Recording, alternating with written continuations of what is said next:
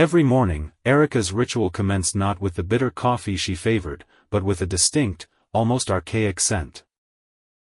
It was the smell of aged paper, warmed by desk lamps, and old wood, polished and permeated by decades of quiet secrets. At precisely 7:30, her heels clicked a familiar, almost lonely rhythm across the gleaming linoleum. This sound guided her unerringly towards office 212. The Ministry. The word itself felt substantial, heavy with unspoken weight, like a meticulously stamped wax seal on a document of ultimate secrecy.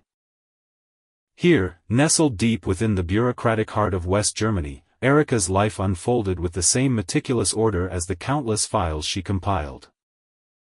Her existence was a testament to predictability, pristine in its routine, yet profoundly solitary.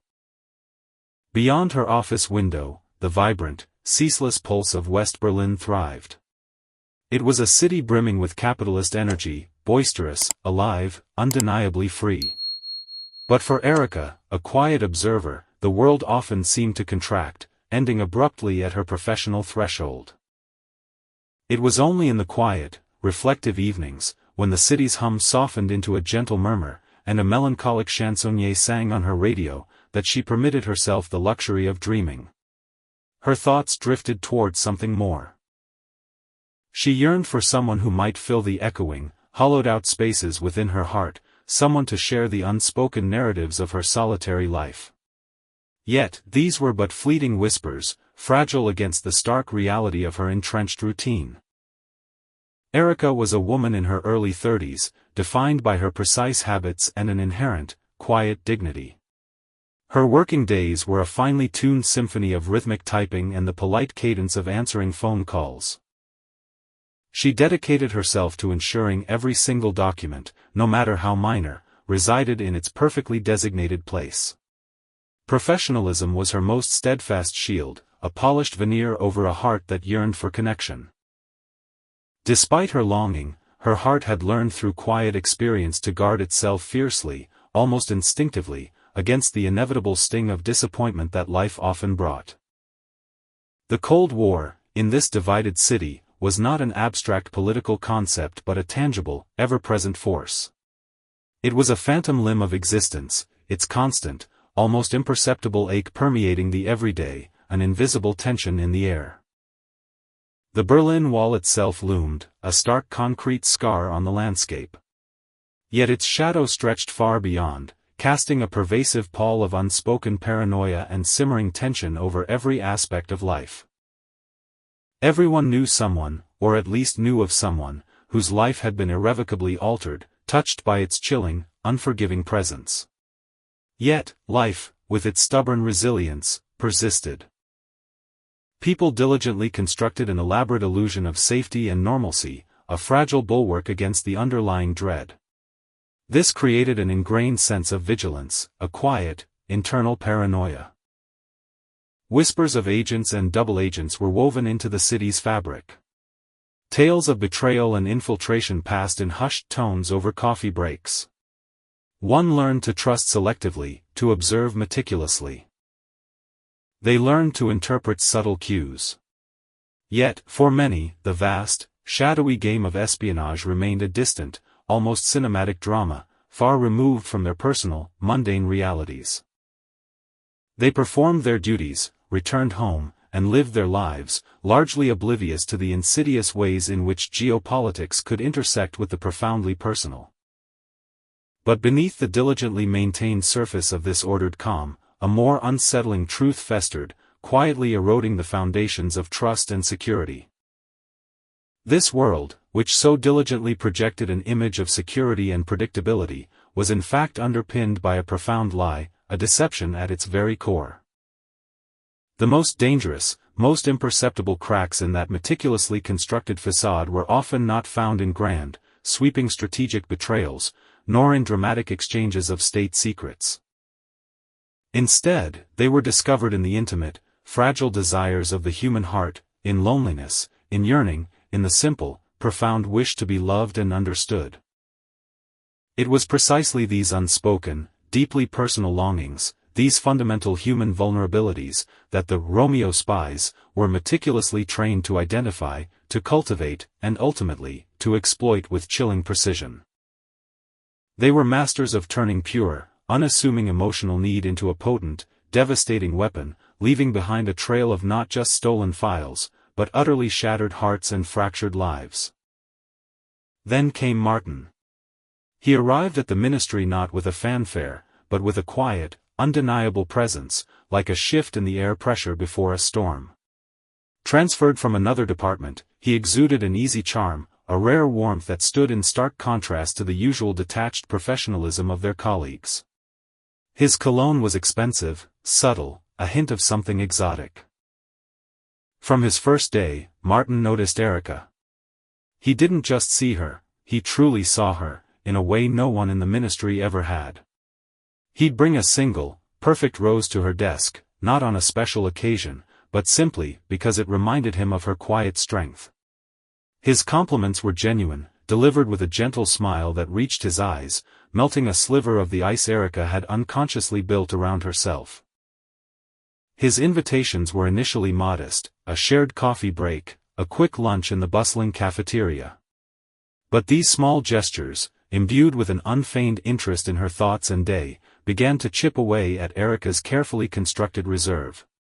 Her routine, once an unyielding fortress, now felt subtly infiltrated by an unexpected, exhilarating possibility. Erica, despite her meticulous nature, was cautiously optimistic. Her professional coldness began to thaw, reluctantly at first, then with increasing ease. Martin was persistent, yet never pushy, always respectful of her boundaries. His sincerity, or what appeared to be sincerity, was a powerful force against the long-held solitude that had become her constant companion. Slowly, hesitantly, Erica allowed herself to open up. The loneliness, a quiet ache that had resided within her for years, finally began to yield to the unfamiliar comfort of shared laughter and attentive conversation. Martin was a listener, absorbing every detail about her life, her dreams, her small frustrations, making her feel truly heard for the first time in ages. But then, a microscopic tremor disturbed the nascent peace. Martin began to show an interest in her work, his questions framed innocently, almost affectionately. "What kept you so late at the office yesterday, my love?" he'd ask, his tone laced with concern, not curiosity. He inquired about her schedule, her access to certain areas, the general flow of documents. Erica, still basking in the glow of his attention, initially rationalized it as genuine concern, an expression of his deep affection for her. Why shouldn't he care about her day, about the stresses of her demanding job? It was natural, she told herself, for a man in love to be interested in every facet of his partner's life. Then came the first discordant note, a tiny, almost imperceptible flaw in the symphony of their burgeoning romance. One blustery November afternoon, Martin presented her with a delicate bouquet of lily of the valley. "They reminded me of your purity," he murmured, his smile as warm as ever. Lily of the valley. In November. It was an anomaly, a detail that didn't quite fit, like a single off-key note in a perfectly harmonious melody. It was wrong. A tiny, nagging inconsistency that snagged at Erica's meticulously ordered mind, a whisper of disharmony that she initially dismissed as a trivial oversight. But the seed of doubt, once planted, began to sprout. She remembered him effortlessly recalling her preferred brand of herbal tea, purchased from a tiny, obscure shop around the corner. She'd mentioned it only once, months ago, fleetingly, barely to him.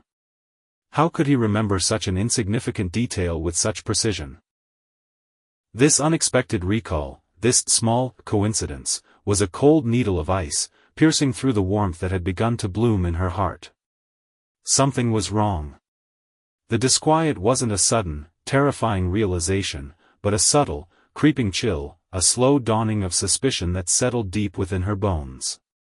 For the first time in a very long time, Erica felt not longing, but a profound, icy fear. The initial prick of unease quickly sharpened into a relentless, gnawing certainty. Erica didn't rush to the police, she had no concrete evidence, only a constellation of unsettling observations and a newly awakened instinct screaming danger.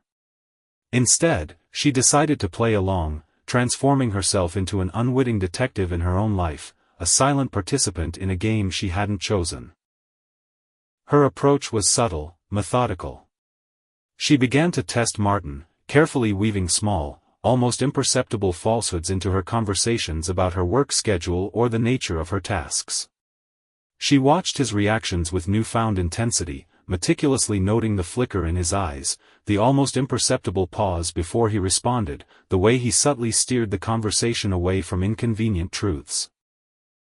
She noticed how his gaze, when he thought she wasn't looking, would linger for just a fraction of a second longer on her secure filing cabinet, or on the innocuous, official-looking documents she accidentally left on her desk. He would smoothly divert the topic whenever she probed even mildly into his past, offering vague pleasantries instead of concrete details, his charm an impenetrable shield. Erica, driven by a cold, calculating fear, began to devour the newspapers with a new, grim focus. She immersed herself in stories of espionage, of recently exposed Stasi agents, of the intricate methods of infiltration and betrayal. Whispers that had once been distant gossip within the ministry now took on a terrifying, personal relevance, fitting together like pieces of a macabre puzzle. In her mind, a horrifying picture began to form: the meticulous training, the psychological profiling, the weaponization of human emotion. She started to recall the hushed anecdotes about Romeo Spies, charming men who targeted lonely women in sensitive government positions. The reality of her situation, once unthinkable, now seemed chillingly plausible, a meticulously laid trap. Their dates, once moments of hesitant joy, now became an agonizing chess match, each shared laugh, each gentle touch, a calculated move in a desperate game. Her smiles became masks, carefully constructed to conceal the rising tide of fear. His touch, once comforting, now felt like a violation, a chilling reminder of his insidious deception. Every intimate moment they shared became an act of profound self-betrayal, a sacrifice of her own integrity for the sake of uncovering the truth. She was forced to feign affection, to play the role of the love-struck woman, even as her heart hammered against her ribs, a frantic drumbeat of terror and resolve beneath her composed exterior. Erica started meticulously preparing her workspace each day, not for efficiency, but for surveillance. She strategically left innocuous, yet tantalizingly important-looking documents slightly exposed on her desk, their precise placement noted, their contents carefully falsified for the operation she now silently conducted. She even carelessly left her desk drawer unlocked on occasion, the key subtly protruding, watching with bated breath as Martin's eyes, ever so briefly, flickered towards it, a fleeting predator's glance she now understood all too well. The air around them crackled with unspoken tension, thick with the weight of her secret knowledge. We see Erica now, a shadow of her former self, but with a fierce, quiet determination burning in her eyes. Her routine, once a source of comfort, had transformed into a relentless psychological torment. She walked through the city, knowing that every charming word, every kind gesture from Martin, was a carefully constructed lie. The suspense became a physical burden, a constant pressure on her chest. Each of Martin's casual glances, every seemingly innocent question, every accidental touch, was now loaded with sinister implications. The world, once a place of predictable comfort, had become a minefield of deception, and Erica walked its dangerous paths alone, a desperate, unsuspecting pawn in a grand, terrifying game. The burden of her double life, the emotional toll of feigned intimacy, finally reached its breaking point. Erica, armed with her meticulous observations and the chilling certainty in her gut, made the call. Not to a friend, not to a confidant, but to the cold, impersonal authority of the BFV, the Bundesamt für Verfassungsschutz, West Germany's domestic intelligence agency. Her voice, though trembling, conveyed a steel-like resolve as she recounted the subtle discrepancies, the too perfect gestures, the cold calculation she now saw behind Martin's charming facade. The agents listened, their faces grim, recognizing the telltale signs of a Romeo operation, a classic Stasi seduction ploy. They understood the devastating human cost. A plan was meticulously set into motion, a delicate dance of deception designed to catch the spy in the act. Erica, despite her terror, agreed to be the bait. She would accidentally leave a set of highly sensitive, yet utterly fake, documents on her desk after hours, knowing Martin would find a way to access them.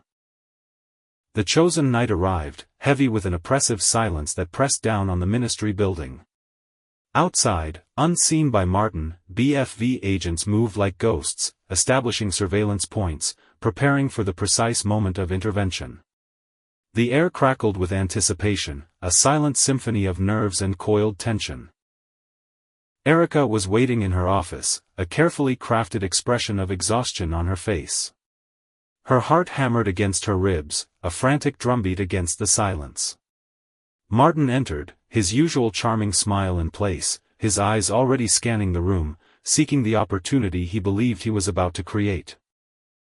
"You look tired, my love," he murmured, his voice a soothing balm, yet Erica could feel its icy hollowness. He began to massage her shoulders, his touch a sickening blend of false tenderness and predatory calculation. Meanwhile, his gaze flickered almost imperceptibly towards the documents lying casually on her desk, exactly as planned. Erica feigned a deep yawn, stretching languidly. "Oh, I'm simply exhausted. Could you just reach my handbag for me? I think my headache pills are inside." Her voice was soft, laced with a vulnerability that felt like a betrayal to her own soul, but was crucial to the operation. As he moved to retrieve her bag, she watched in agonizing slow motion. His hand, so recently a tender caress, now moved with a calculated precision. His fingers brushed against her handbag, then subtly, almost imperceptibly, he extended them further, deftly retrieving the small, unmarked envelope containing the secret microfilms. The movement was barely a twitch, a practiced sleight of hand honed through years of training. He palmed the envelope, slipping it into his jacket pocket with an ease that chilled Erica to her core.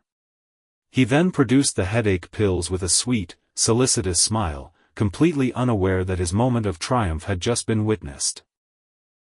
"There you go," he said, handing her the pills, his eyes meeting hers with an unervingly affectionate gaze. Erica swallowed, not just the pill, but the bitter taste of betrayal, her carefully constructed mask barely holding.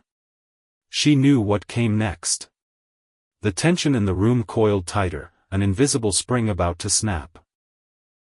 Martin then made his move to leave, bidding her good night with a final, lingering kiss. It was a kiss that tasted of lies and cold steel. As he reached the hallway, the trap sprung. From hidden doorways and concealed corners, BFV agents swarmed. "BFV. Hands where I can see them," a sharp, commanding voice cut through the silence. Martin's charming facade shattered, replaced by a momentary flash of pure, desperate terror. He lunged, attempting to crush the envelope in his pocket, to destroy the evidence. But the agents were too quick, too efficient. He was overwhelmed, wrestled to the ground, handcuffs snapping around his wrists with a cold, definitive click. Erica watched from her office doorway, a ghost in the flickering fluorescent light. Her face was a mask of desolation, her eyes empty, devoid of triumph. She saw not a captured spy, but a man who had stolen her innocence, leaving only a wasteland where her trust once bloomed. The silence that followed his capture was deafening. The subsequent search of Martin's small apartment was swift and thorough, revealing a hidden compartment behind a loose brick in his fireplace. Inside lay the grim trophies of his true profession, a miniature camera disguised as a cigarette lighter, a coded notebook filled with indecipherable symbols, and a crude map marked with dead drop locations. Among the tools of his trade, a small, faded photograph was discovered. It depicted another woman, smiling warmly, holding a child. Underneath, a handwritten note, "Next target, Operation Nightingale." It was undeniable proof of his calculating deception, the cold, ruthless reality of his betrayal laid bare for Erica to witness. His true name wasn't Martin. That was merely one of a carousel of aliases, a disposable identity crafted for a singular purpose. He was Romeo No. 73, or perhaps No. 105-inch, a number in a vast, dehumanizing catalogue. He was a product of the Stasi's elite charm schools, where emotions were meticulously dissected as weaknesses, and love was ruthlessly reframed as a mere instrument. His objective was chillingly simple: to penetrate the hearts and minds of lonely, often overlooked women within West German government ministries, gaining access to their offices, their conversations, their secrets. Behind his utterly captivating smile lay years of rigorous psychological training, and beneath his tender words pulsed a cold, calculated ruthlessness. He had not merely stolen documents, he had stolen hope, shattered trust, and desecrated the very concept of intimacy. The damage inflicted by agents like him was immeasurable: compromised military strategies, leaked lists of counteragents, detailed technical specifications of advanced weaponry, all traded for a few fleeting hours of expertly manufactured closeness. These stolen whispers, once dismissed as insignificant pillow talk, could shift the delicate balance of power, potentially costing lives and altering the course of geopolitical events. Erica's heart, unknowingly, had become a conduit for information that could decide the fate of nations. The gravity of his actions transcended personal heartbreak. Martin, stripped of his aliases and his charm, faced the grim reality of justice. He was swiftly convicted, sentenced to a lengthy prison term for high treason. Perhaps, years later, he would become a pawn in a larger game, exchanged on the desolate Glienicke Bridge, returning to his East German handlers, only to be reassigned to a new target.